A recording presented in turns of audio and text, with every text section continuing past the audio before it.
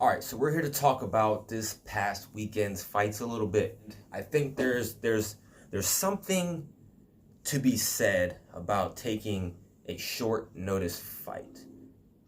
Is the risk as big as the reward?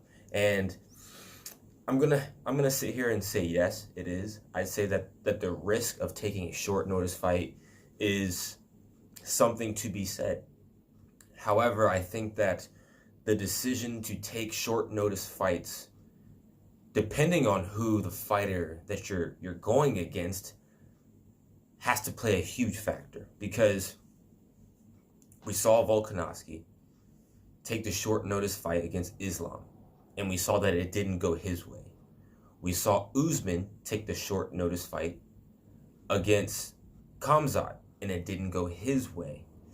And it draws up this question. It draws up this idea that maybe it's not worth it because does it set Volkanovski back as far as trying to go for the lightweight belt? I think so.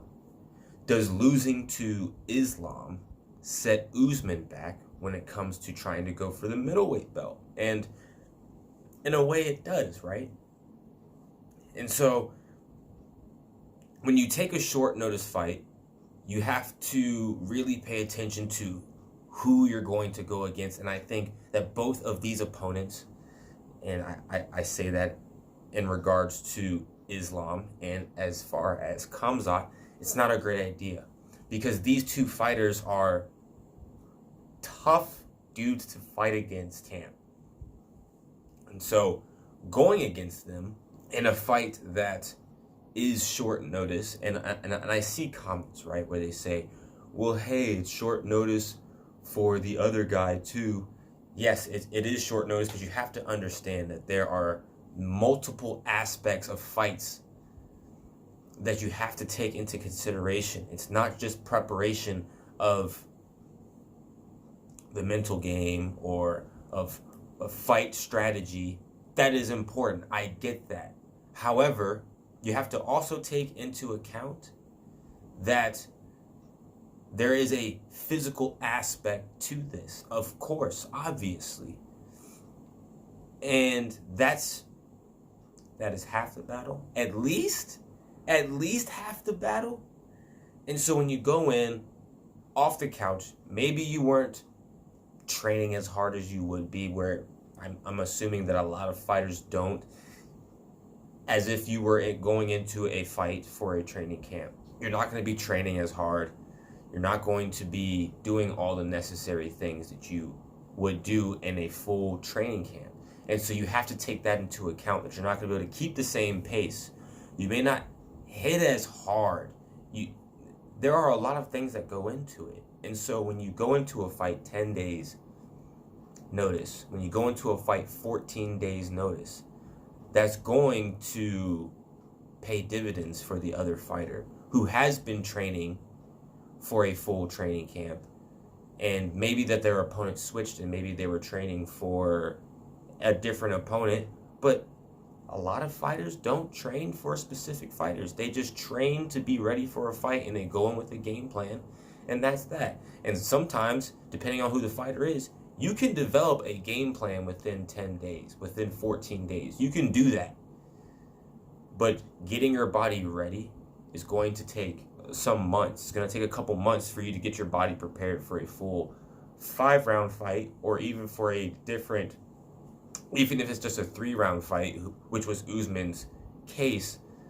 If Usman had 5 rounds for that fight, it could have been different.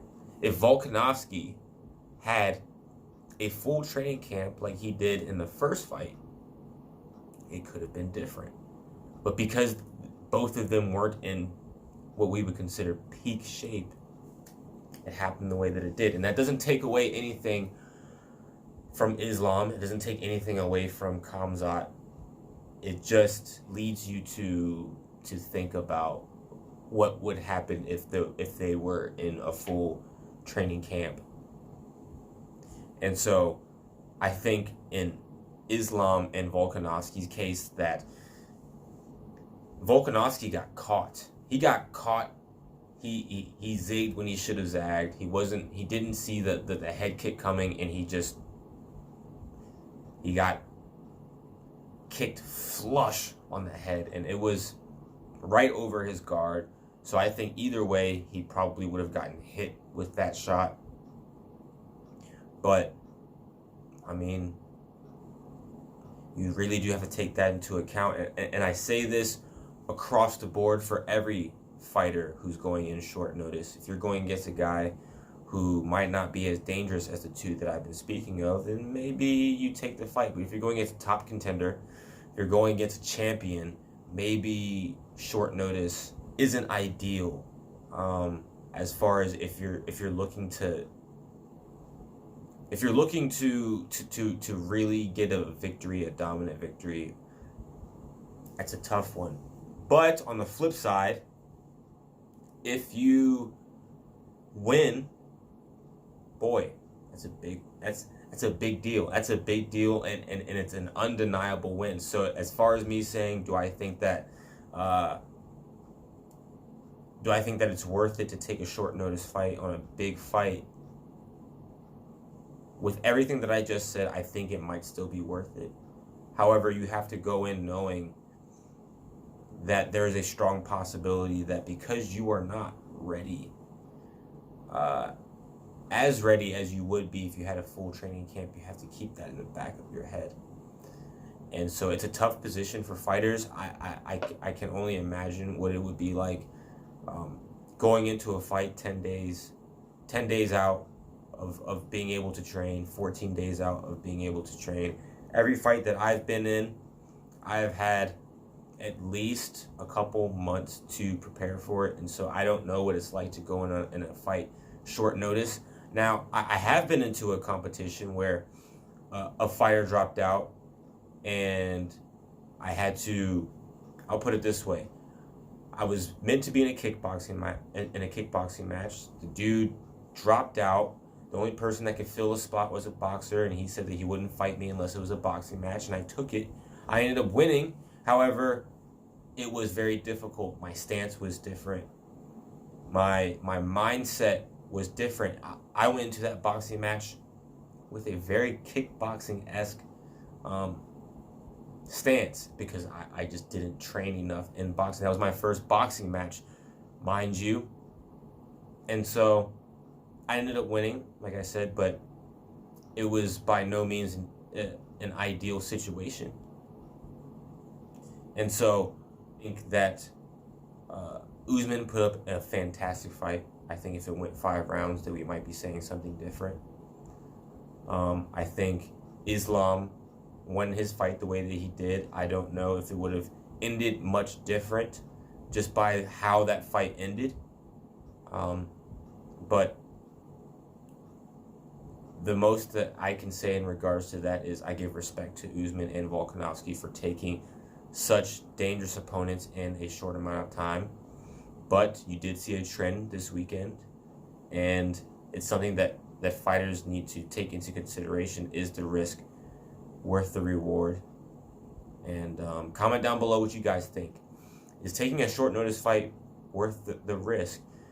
I think it is, depending on where you're at in your career and in the rankings. But as far as taking certain fights, like where Usman was at, where Volkanovski is at, I think those are, especially in Usman's case, I think that if Volkanovski won, if he beat Islam, then the reward would have been massively bigger than the risk. In Usman's case, if he's looking to fight in the middleweight division, maybe he could have sat out. I don't know. Like I said, comment down below what you guys think about the two fights, about the situations. We have seen it pan out positively for fighters for taking short notice fights, but of course it leaves you at a huge disadvantage. So comment down below, guys, what you think about taking short notice fights. And you have been watching the best fighting channel on YouTube, and I'll catch you guys on the next one. Peace.